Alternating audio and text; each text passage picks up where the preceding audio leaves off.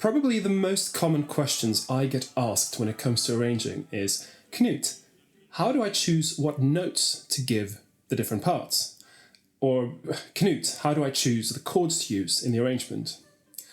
And these sound like simple questions, but in fact, it's very tricky because whenever I'm choosing the notes and chords, I'm pulling from my years and years of experience doing music. Sometimes I'm not even quite sure why I choose to do a certain thing in an arrangement. It's more like just an instinct. We do actually have a term for this kind of broad musical knowledge and instinct, and it's called musicianship. And it is just that. It's a kind of broad collection of various things to do with music that really are separate to the instrument you play. It's something that benefits every musician, regardless of instrument and skill level. So in today's episode, I thought we'd have a look at musicianship. What does it consist of, and how can you improve your general musicianship?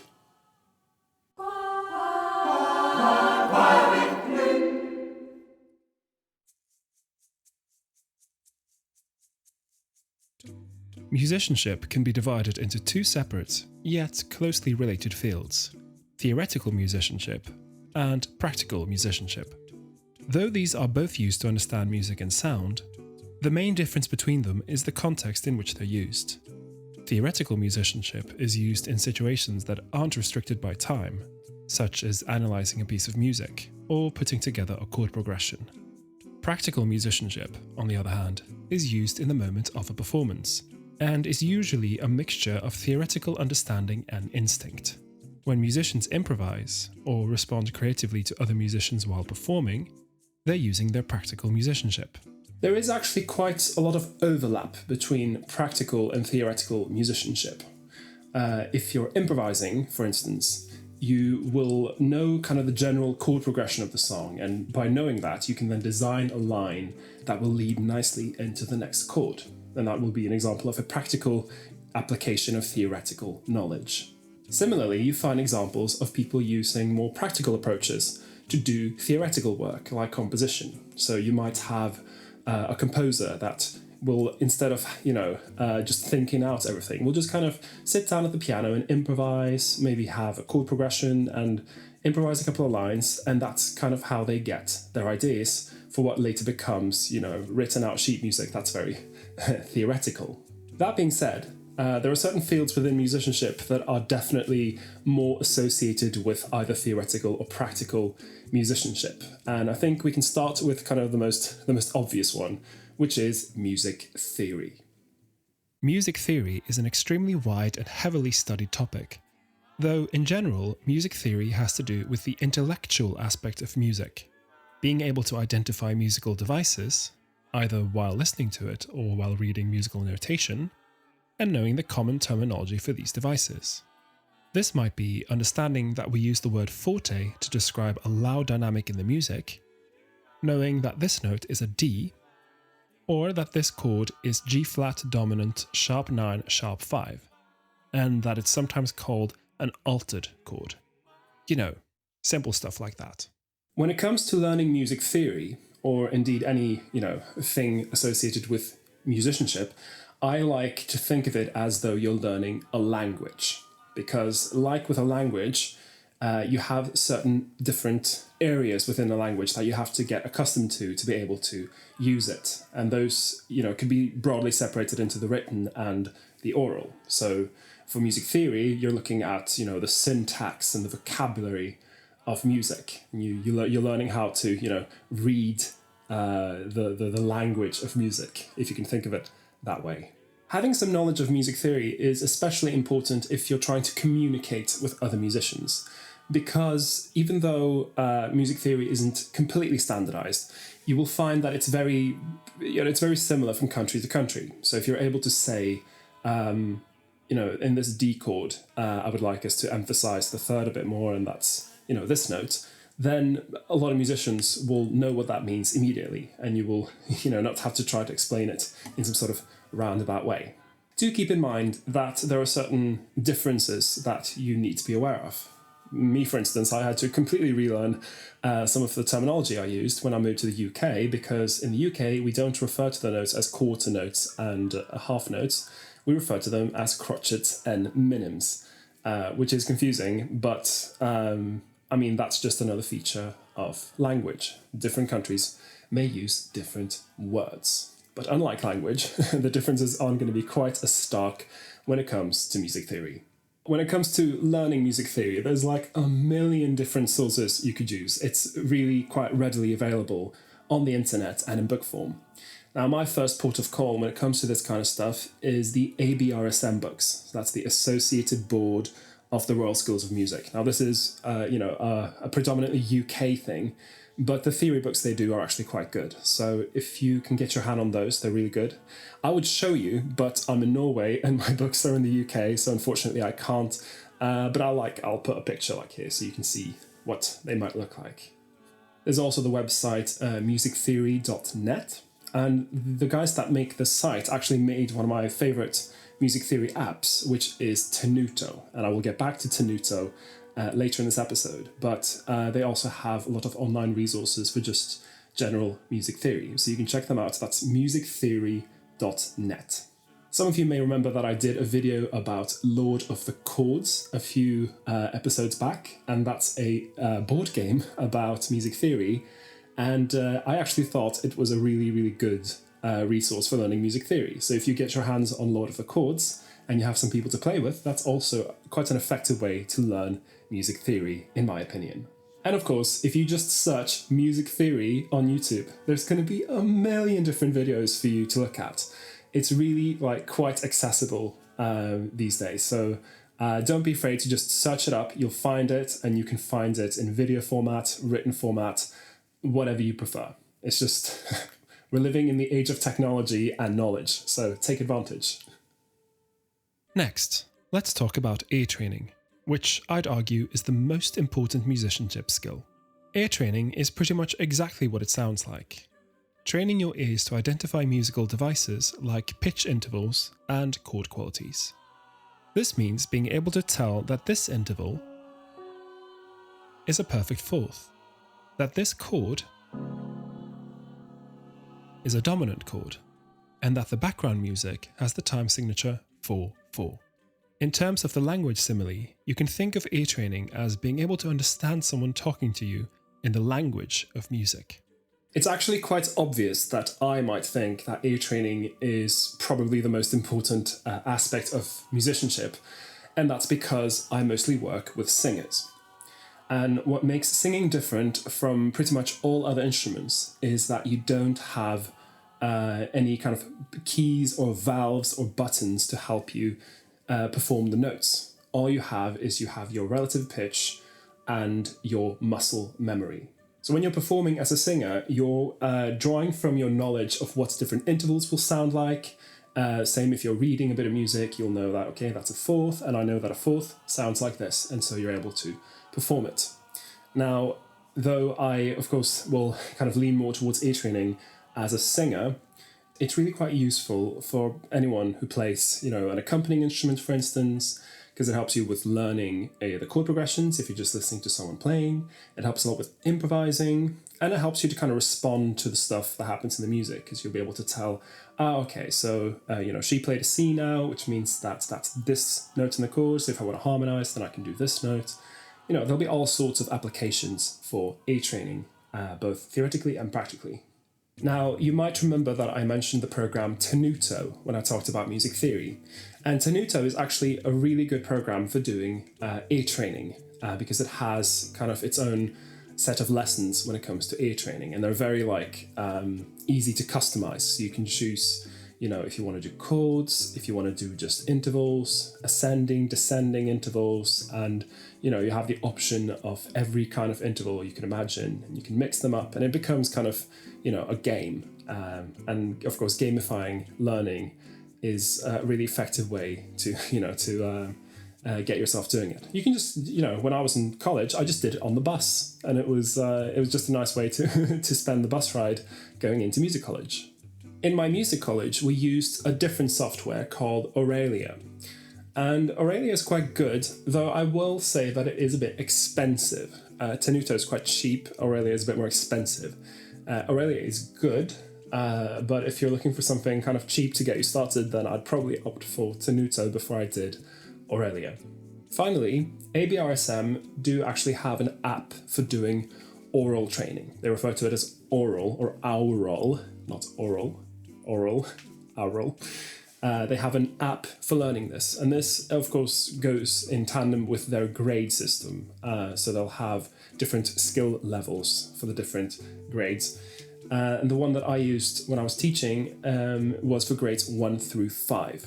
I'm not sure if they offer one for higher skill levels than that, but it's definitely an option. And again, it'll have, it'll play back examples, and it focuses on stuff that you might not run into by doing Tenuto, such as identifying the time signature of a piece of music, and identifying musical devices like it's loud or it's quiet and then it grows loud, stuff like that.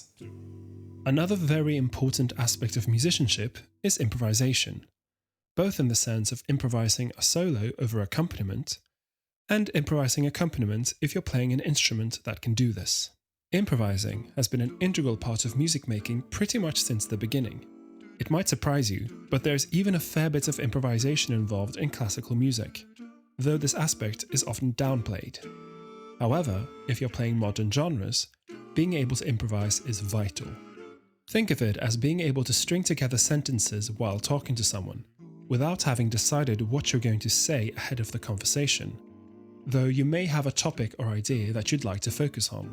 The best way to start out learning improvisation is to learn music by ear. So that means you listen to it and then you work it out on your instrument or your voice, and you just kind of you listen to it several times and learn it that way instead of using sheet music. And what this does is it starts to get you thinking about how the different notes sound in the scale and so on. In college, we were encouraged to transcribe music. So transcription is when you write it out on paper. And we were encouraged to learn from jazz recordings, because jazz music includes a lot of improvisation. So by transcribing or just learning directly from a jazz recording, you're already going to be picking up on a lot of vocabulary, very commonly used lines in jazz music. Once you start doing this, you'll realize that a lot of the solos are made up of little fragments or motifs. In pop music, we tend to call them licks. And you can, by learning a bunch of different licks and learning how to play them in different keys, you can actually string together a whole solo based on these licks. And this is also a very common way to do improvisation. Just be a little bit careful with relying too much on licks, because it's very easy to start overusing them. For learning improvisation, I recommend that you get some backing tracks or some sort of accompaniment to use while you're practicing, because that helps you hear what the lines will sound like in context, and you'll be able to tell very easily if what you're playing clashes with the chords or if it sounds good. You can use YouTube. You can just search for the track you're working on, and you'll be surprised. There's very often accompaniment available, especially for pop and jazz tracks. You can also, if you're a bit more old-fashioned, you can use the recordings by Jamie Aebersold. He did a whole series on improvising on jazz tunes, and there's actually like a whole book series and everything. That's quite useful. And further, there's an app called iReal Pro, and it used to be called the iReal Book. And what it does essentially is you have a chord chart, and it just creates a backing track out of that chord chart with the style and the tempo you indicate. It's really, really useful if you want to do improvisation. And what's great about it is you can customize the chord progressions so that if you're doing a song and actually the chord progression you're using is different from the one that's available, you can just change it in the app. And this, as far as I remember, you can get it on iPhone and Mac. I'm not sure if it's available for Windows, but there might be something equivalent.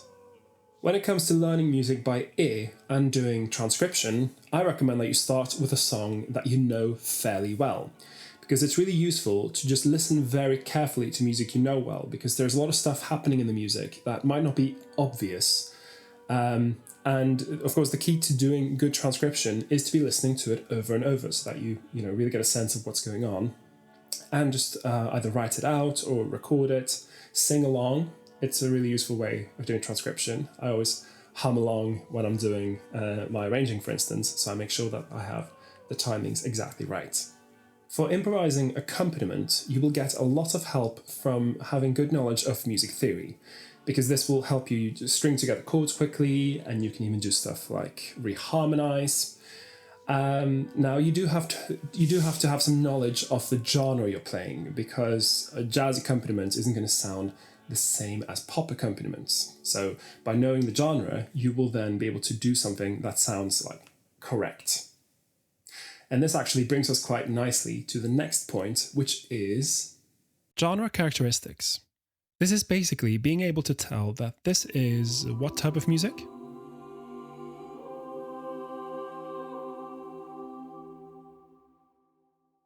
If you guessed Baroque or classical, you're right. And this one?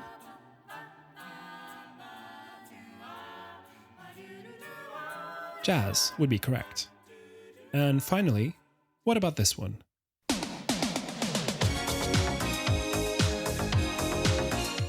Sorry, I couldn't resist. But 80s pop would be correct. There's certain musical devices that are more commonly used in certain genres and make music sound like that particular genre. You can imagine it as being like the different registers of language. Some words and topics you'd want to use around your friends, but you'd maybe want to use different ones around your boss.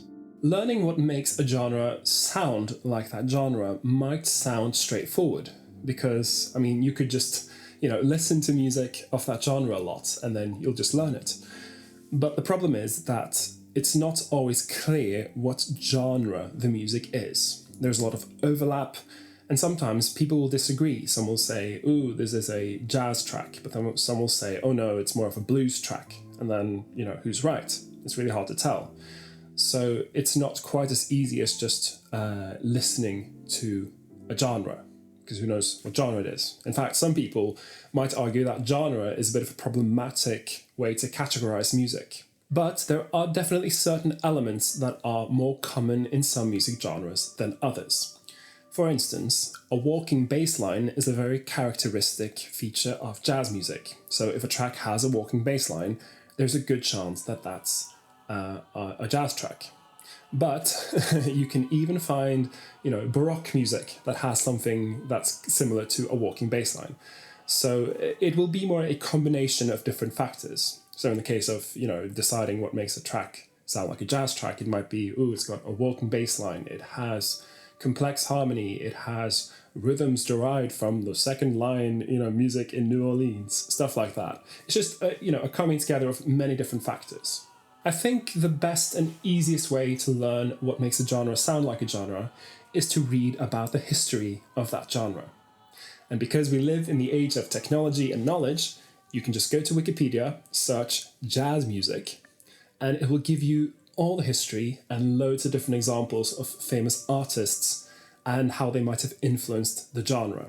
And so you can go there, read, and it'll say stuff like, Louis Armstrong was one of the big, proponents of jazz music coming out of New Orleans.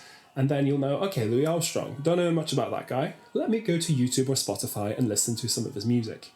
And then, over time, you will start to hear, okay, so he plays like this, and this guy plays like this. All right, there's a connection.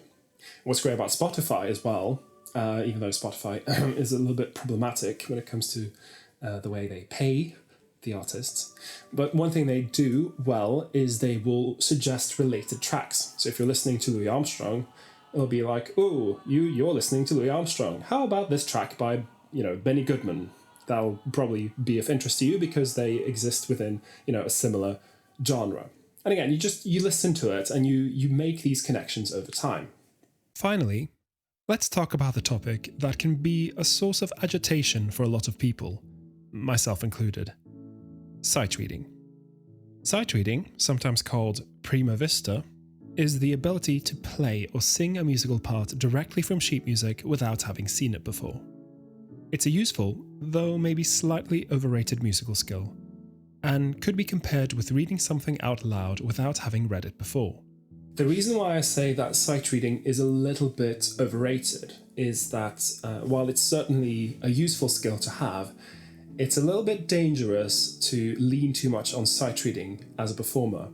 It takes quite a lot of attention to sight read, and so when you're focusing all your attention on reading, other elements of your performance may start to suffer as a consequence. However, I will say that being able to sight read, even just a little bit, is really useful when you're rehearsing because it speeds up the learning time. If you have a choir where even, just a few people within a section can sight read, that means that they will then quickly pick up the notes. The people around them who maybe learn a bit more by ear will then hear them and then learn from them. And you don't have to spend so much time focusing on note bashing, which is probably the most boring part of any rehearsal. You want to get past that. You want to learn the notes, and then you want to start to work on the more, I'd say the more musical parts of the music. So stuff like the dynamics, making sure that all your words are together, and that all the rhythms are correct, and that there's a sentiment in the music. It's not just machines reading; it's performers delivering a message. Learning sight reading is, again, it's one of these things that sound really simple. You just get a bit of music that you don't know and you try to play it. And, that makes it sound really easy, but of course it's not. It's, I'd say, probably the key to getting good at sight reading is to start slow. So start by playing something at 40 BPM. Really, you give yourself the time to absorb all the information, especially if you're like me and you have trouble on the piano because you have to sight read two clefs at once. Just do it slowly. You can go to places like Imslip, which is one of my favorite websites. I'll give you the link, where you get music in the public domain. And there's a lot, like all of Mozart's music is on there, all of Chopin's music is on there, and you get it for every single instrument you can imagine. Just go on there, find a piece for your instrument of choice that you don't know, sit down and play through it really slowly. You can also do it with accompaniment. So say you're an oboist and you're looking to learn to become a better reader on the oboe. Find a piece of oboe music on Imslip and then go on YouTube and find a recording. Play along with the recording, because playing along, you will immediately hear if you're doing it wrong, because there's someone who's playing it correctly who will let you know, because you will be playing different notes. There's also loads of different websites that you can go to that offer lessons in sight reading, sight singing. One that I've used is called, let me just check my notes. Sight Sing Step. Now that I didn't use it that much, but it seemed like it was quite good. It showed you a rolling score of music, and you sang along, and then the microphone would pick up on what you're singing. And I think you could easily do that with a different instrument as well. Some will say that it's better to do this using the solfege system. Is it called solfege? I gotta check the pronunciation. It's pronounced solfege. Solfege.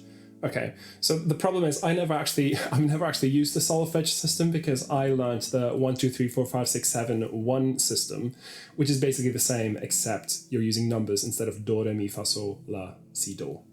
But apparently, if you're learning to sight sing, especially, then the solfege system is very useful. To summarize, these are some important fields within musicianship that are worthwhile learning at least a little for all musicians. Music theory, ear training, improvisation, genre characteristics, and sight reading. I'll add one more category which I haven't mentioned but which is pretty self-explanatory: instrument timbres, or what each instrument sounds like. It's very good if you can tell the difference between the sound of an oboe and a flute, for instance, though some can be very hard, like the difference between an alto and tenor saxophone. The best tip is to listen to a lot of music that uses each different instrument, and you'll gradually start to recognize them. Just search for oboe or theremin on YouTube, and you'll find plenty of examples. Remember that these are general musical skills, so they're not just useful to, arrangers or oboists or washing board ensembles, what have you, but they do take time to learn. So you will have to invest some time in learning about musicianship, but it does pay off in spades once, you start to pick up on new stuff in the music, you can start to improvise a bit, you might be able to saturate a bit more. It's just like an overall good thing for being a musician.